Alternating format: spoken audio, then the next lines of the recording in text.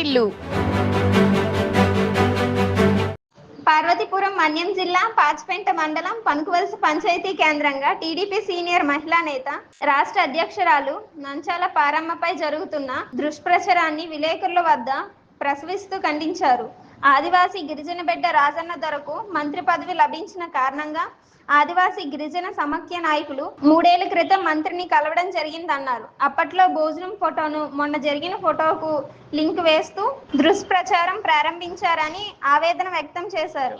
నమస్కారం బాబు, నేను పాచిపెంట మండలం మాజీ జడ్పీటీసీ తెలుగుదేశం కార్యకర్తని, సీనియర్ కార్యకర్తని, సాలూరు నియోజకవర్గం. అయితే ఒక విషయం, నేను ఒక ఆదివాసీ మహిళని. ఆదివాసీ మినిస్టర్ పీడికి రాజన్న ద్వారా మినిస్టర్గా అప్పుడు ఉండేరు. అప్పుడు ఉంటే నేను మా ఆదివాసీలు అందరమీ కలిసి వెళ్ళాము.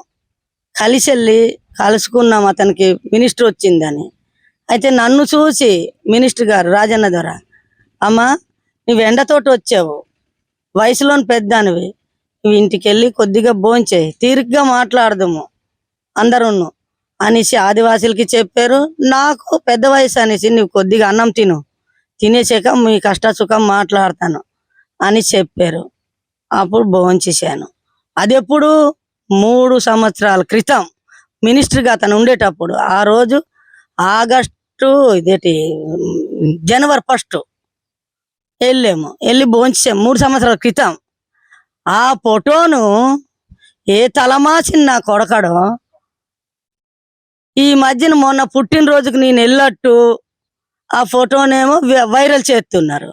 నువ్వు చేస్తే అమ్మా అబ్బా పుట్టినోడు అయితే నా ఎదురుగా వచ్చి నువ్వు మొన్న పుట్టినరోజుకి వెళ్ళావు, రాజేంద్ర పుట్టినరోజుకి, పారమ్మ నువ్వు గవర్నమెంట్లో ఉన్నావు, నీకు పని తగదు అని నాతో చెప్పాలి. కానీ నేను వెళ్ళలేదే. 3 సంవత్సరాల క్రితం ఫోటోనేమో నువ్వు మొన్న పుట్టినరోజుకి వెళ్ళట్టు వైరల్ చేస్తావా? బుద్ధి జ్ఞానం ఉందయ్యా నీకు? ఎవడువో కానీ నీవు తలమాసినోడు కాబట్టి ఆ పని చేసావు. నేను ఎన్టీ రామారావు ఉండేటప్పటి నుంచి నేను పార్టీని నమ్ముకొని, చంద్రబాబుని నమ్ముకొని ఆ నీడలోనే నేను బతుకుతున్నాను. పేదరాళ్ళు అయినా సరే మీలాగా 2 పార్టీలు ఇటు కాకపోతే అటు కాకపోతే ఇటు గెంతిన దాన్ని కాదు. ఏ చెట్టు నీడని బతుకుతున్నామో చెట్టు కొమ్మ ఇరిగిపోయినంత వరకు అక్కడే పట్టేయలబడతాం. అలాంటి తీరు మా గిరిజనులది. నువ్వు ఇటు అటు డ్రామాలో చెత్తనా వెదవ్వి నువ్వు నా ఫోటోలు వైరల్ చేయడమ్మా. నువ్వు ముందు నాకు క్షమాపణ చెప్పు. క్షమాపణ చెప్పని వాళ్ళు నువ్వు మనం భోంచేసే పుట్టినరోజుకి వెళ్ళేవని నా ఎదురుగొచ్చి చెప్పు.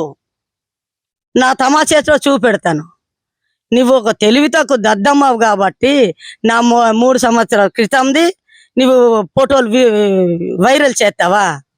నీవు అమ్మాబా పుట్టినోడువేనే, ఎవడువో కానీ. ఇప్పటికే సాలూరులో చెడ్డ పేరు కార్యకర్తలు, ఏ తుత్త కొడుకు ఇలాంటి లంజ కొడుకుల వల్లే పార్టీ భవిష్యత్తు పోతుంది. ఎంతమంది ఇప్పటికే సాలూరులో సగం కంపు అయ్యారు ఇలాంటి వైరల్ చేయబట్టి.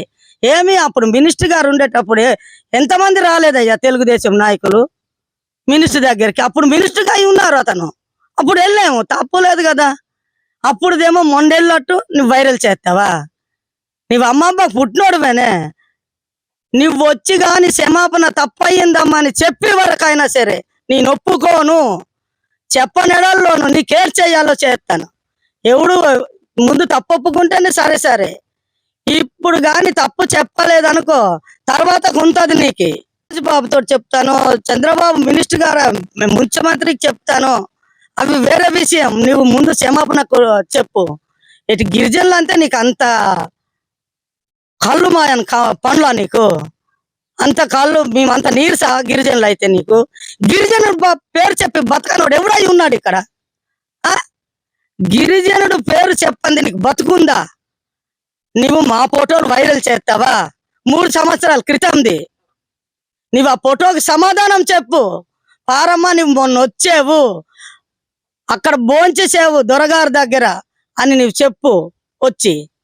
లేదంటే నీకు అవుద్ది ఖజానాలు, కబర్దాలు, జాగ్రత్త.